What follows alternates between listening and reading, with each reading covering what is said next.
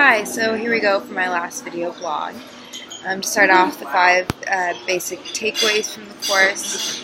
First off, I learned that smart cities are incredibly complex and they have many competing stakeholders. At the beginning of the course, I thought that I would be primarily learning what a smart city is and what initiatives are at the forefront of making smart cities happen. And while we didn't really go into that very much, I did learn, especially from the feedback that we got at the very end of the course, that everyone has a different idea of what a smart city will be, and different cities are looking to have different agendas as they create their cities. In addition, another takeaway is that it is very important when you're working on a solution, no matter how focused it is, you need to understand the entire picture. So that includes what is a smart city, what's the vision for the city, what is the culture and society in India like, and what do they prioritize, what do they want, what is the political structure like, what's the economy like, what are the people like, everything. And it would have been very helpful to have a better understanding and guidance in learning those things throughout the course of the semester, because it's not something that you can learn online, and it's not something that you can get living in a 5-star hotel and not really touring a city. Next takeaway is how much that culture comes into account when you're working on a solution or a business plan, product.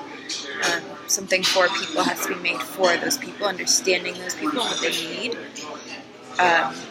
how they prioritize things in their life, how they get their food, for instance, can't be understood from studying what the government initiatives are, what the supposed structure is. You have to talk to people and understand how they make their decisions and trade-offs in their life.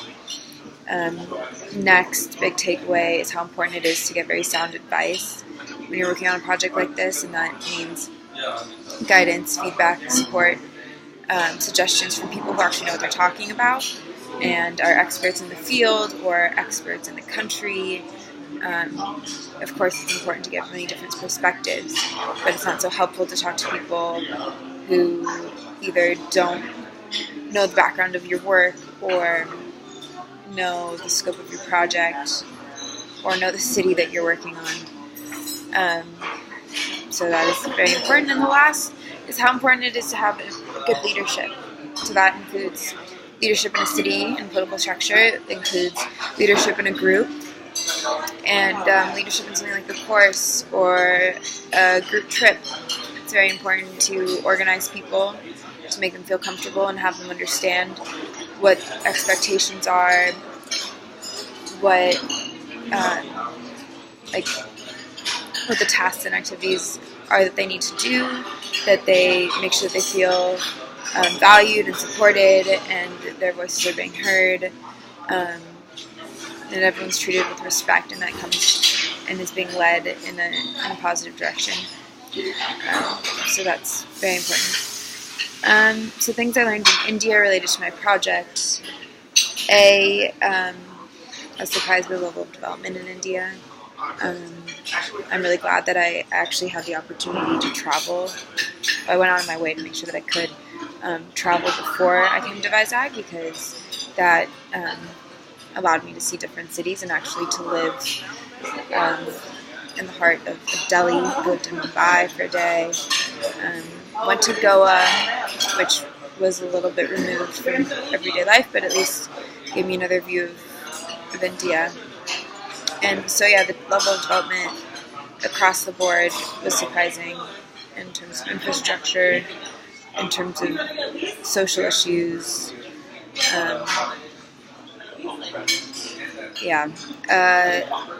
In terms of manual labor, that's actually something that I noticed, that in some cases, a road could be built in 2 days for the chief minister to arrive at the auditorium, but in other parts of the Andhra University campus, workers are carrying dirt on their heads, meandering across a lot to lay down the foundation for a road that probably took who knows how long. Anyways, another thing that I learned is that there are very fundamental problems that need to be solved before a smart city initiative could really make much progress. And these are things that have to do with education and awareness. For instance, how can you solve pollution if the majority of the population isn't aware that it's a problem or isn't aware of the consequences of their actions as it relates to pollution, waste, etc. If people aren't interested in fostering a more equitable and sustainable lifestyle, it's very difficult to impose a solution, a smart city solution on them. They won't be supporting it or making it go anywhere. Next, I learned that there is a huge difference in the quality of life and the standard of living between many Indians that I know, both from growing up, from school, people basically that have made their way to America, are rather privileged and live very different lives than the majority of Indians. And so it's been very interesting to see not only the contrast in how they describe India and how I found it, but the contrast in how they act when they're here. It's just very removed from, I think, the majority of the population. Next thing that I learned related to the food system, the realities that, like I said, weren't apparent from the research that we were doing.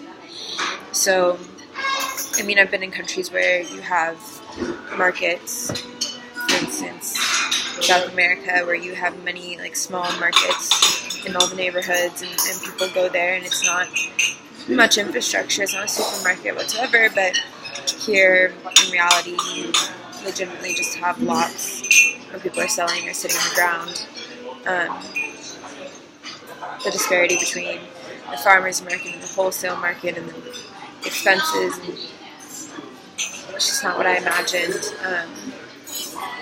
It is, however, a very interesting situation to be in that you could work with that system, and actually believe at the end of this project that our solution would be very valuable and helpful in India. So that was very interesting. Lastly, the lack of transparency, even within the government. I mean, we found talking to some of the officials, like, they didn't know what we had found from our research, and then other people didn't know. Also, the judges that we presented to, I felt like didn't have much background information on agriculture, much less than we had just from our research, which was very interesting, especially when supposedly the farmers are like the backbone of the political system, in that they're the majority of the population in these areas voting. So that was very interesting. Next, 5 hurdles that I faced during the semester related to the project. I mean, that would begin with the research. It's very difficult. Partly because the information related to India is very haphazardly organized on the web. There's so many government organizations, each displaying information in different ways that may or may not be useful, may or may not be updated. It's incredibly frustrating. So, I mean, we just kept going. Like, I probably made the same search in different terms at various parts of the semester and found different information, and each time we incorporated what we found, just wishing that we had found it earlier. But you do what you gotta do. Another hurdle that we encountered was, of course, that of having to change our project several times. I mean, that began with the first hurdle was, thinking that we maybe had a water solution, but being stopped by the fact that the basic problem with water is an infrastructure issue, and that's not something that can be fixed with a simple smart solution. And so we tried, something to help people conserve water and manage it better. That was shot down, so then we changed. And then we got food, and then, the last minute, there was another hurdle of finding out, this is actually how the food system works in India. Then we just basically adapt multiple times and continued incorporating our research and the feedback that we got. And I really am proud of my group and think that we did a very good job doing that. And took it very seriously and gave it all of our effort and all of our energy. So, that's probably 3 hurdles. The 4th hurdle was that we didn't have many people to interact with in India whatsoever. We weren't connected with the right officials that could help us out or give us any information, and that made it very difficult. I think the best information we got was finally at the end we talked to Dr. Rao, who isn't even anything officially related to agriculture. He just knew, and I mean, again, it's a research issue. Some of the challenges that we've had within the group, if any, and how we benefited. I mean, other than the initial, I mean, we had some issue with Sydney. Basically, just that the majority of our group was very much self-starters and took initiative to do our work and participate and be active as much as we could, and to have one member that wasn't participating in that way was difficult, and we really didn't. Since the rest of us we're doing everything so voluntarily and like putting so much of our energy into it, it didn't seem like, you know, she really cared as much or was willing to put in effort, and it wasn't our job to push her to do that. So it was very sad when she decided to leave the group. I wish that we could have discussed those issues sooner. It's definitely something that I learned from, that it's an issue to be confronted. So moving on. Overall impression about the course, the pros and cons. Of course, I'm very grateful for the opportunity to come to India to see it. It wasn't on the top of my list prior to this course, and now I'm very interested and surprised and impressed by the country, the region, and everything that I've learned. I did expect the course to be more informational and educational. I expected to learn more about, again, as I said at the beginning of this video, more about background about smart cities around the world, the future of smart cities, maybe even really more information about what the initiatives are in India, but we really didn't go into that so much. I was disappointed to find that there's so much emphasis put on business models and innovation, when clearly we're a group of students who is very innovative and driven and smart and knows how to put together a business model and a financial plan. And we did most of those things on our own without guidance.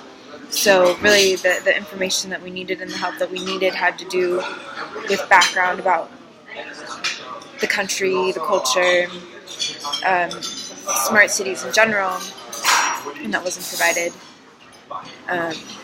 And those are the things that are really important to learn at this stage, because it's really an emerging sector, and it's going to be growing around the world. The US is going to start building smart cities. It's been in Europe, and we didn't talk about that at all in class. So that was a big con. And yeah, so sorry, that was a bit of a long video. I think I touched all the points. Have a happy new year. Bye.